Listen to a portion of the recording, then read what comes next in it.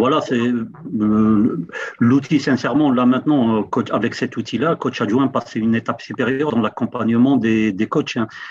Ça facilite un petit peu la gestion de la séance, la préparation et surtout, là, avec l'analyse vidéo et l'outil 2D ou 3D, c'est plus que bénéfique pour les coachs.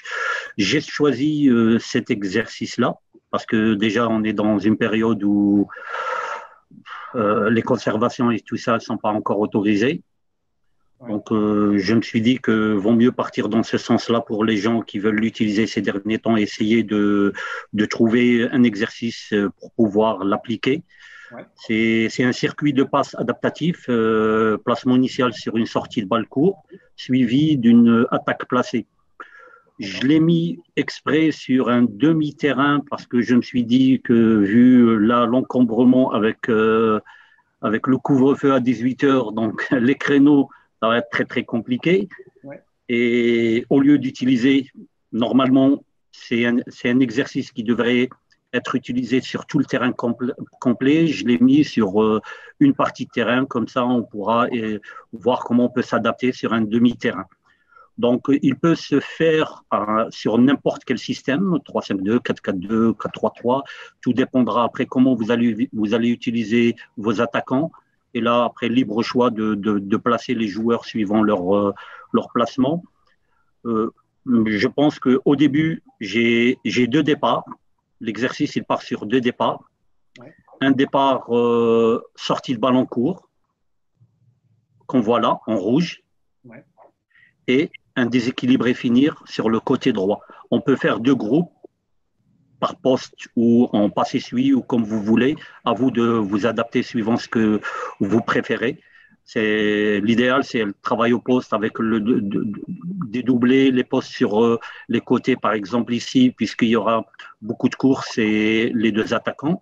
Le reste, c'est presque du statique, c'est surtout des déplacements, l'enchaînement de passes et d'appel contre appel, etc. Donc, le premier départ, il est là. Là, on voit le premier coach. Ouais. On part sur une sortie du gardien. Le demi qui fait un appel pour jouer une 2, puis l'arrière latéral qui sollicite une sortie de ballon, le joueur de couloir qui vient chercher la balle vers l'intérieur pour la transmettre sur le côté. Et là, on part sur la deuxième phase qui est déséquilibrer, finir.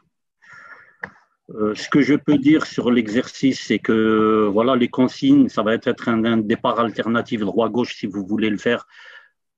Comme ça, on pourra travailler avec le couloir gauche et le couloir droit.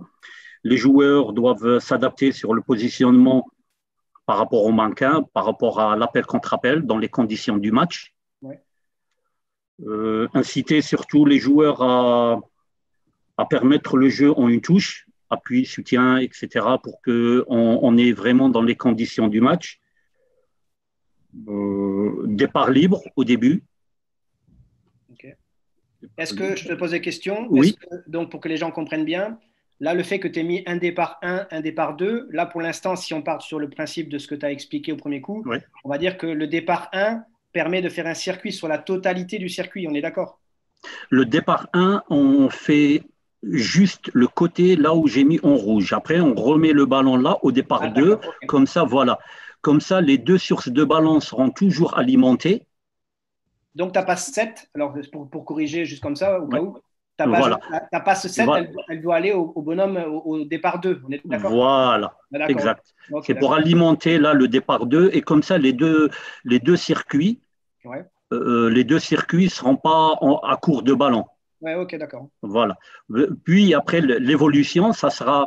Après, quand on va voir que les joueurs ont commencé à maîtriser, que ce soit sur les timings, sur les appels, sur les ajustements, le positionnement du corps, les bonnes passes, etc. Au bout de 15-20 minutes, on essaiera de lier les deux circuits. Et comme ça, on aura un circuit complet qui démarre d'une sortie de ballon court et qui va finir avec un déséquilibré, finir devant le but. Ouais, on est d'accord que premier exercice, comme tu l'as dit, la vingtaine de minutes ou quinzaine de minutes, Ouais. l'objectif, c'est que les joueurs le prennent en main, le retiennent, que toi, tu adaptes peut-être certaines distances ou que tu leur expliques certains postes où ils doivent peut-être faire le contrôle obligatoire, etc. Parce que par rapport à ton enchaînement de tous les postes, Voilà. il faut que ça fonctionne bien. Et la deuxième vingtaine de minutes, c'est là où tout est réglé, tout doit fonctionner. Et tu veux le faire peut-être sur un seul bloc où il n'y a plus de deux départs. Et l'idée, c'est que s'il est bien réglé et que tout le monde a bien compris le circuit, il doit plus fonctionner. Et donc, ils doivent y rajouter, eux, dedans, de l'intensité, des appels contre appels, un peu plus de réalité par rapport au premier passage, quoi. Voilà. Parce qu'au début, il faut arriver à cette fluidité de passe et Ouais. cette coordination, que ce soit dans les b.a.-ba du football, le contrôle, passe, etc., le positionnement du corps. On va essayer de tout synchroniser de telle sorte que quand on va passer à l'étape 2, là, on se met dans les conditions du match. Parce que l'étape 3 après, on peut, bon, là, maintenant, on n'a pas le droit au.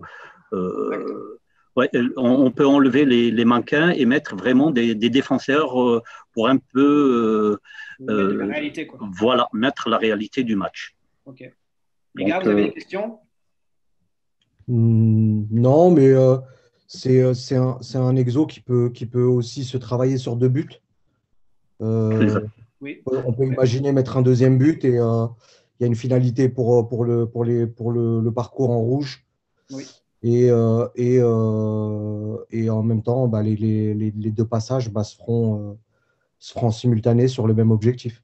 Ouais, c'est ce cas. On pourrait, oui, oui, tu peux adapter au niveau de la passe Ouais, 7. exactement, ouais.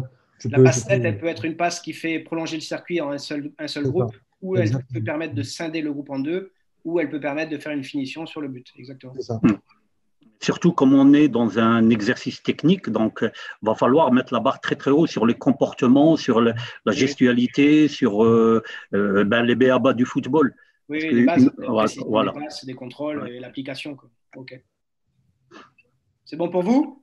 Ouais, c'est très bien. En tous les cas, Abdou, bah, pour un premier schéma, tu en as fait d'autres? Je ne sais pas si tu peux cliquer sur autre chose pour montrer vite fait ce que tu as fait. D'autres, hop, oui, bien sûr, j'en ai fait d'autres. Je peux aller, hop, projet Va ouvert. dans la bibliothèque si tu veux. Ouais, ben, j'en ai fait un peu de Vas-y, vas-y. tout parce que j'avais essayé. C'est pour Vous montrer, voyez, sans obligatoirement tout expliquer, mais c'est pour montrer que pareil. en peu de temps, tu as commencé à essayer de le faire sur plusieurs terrains.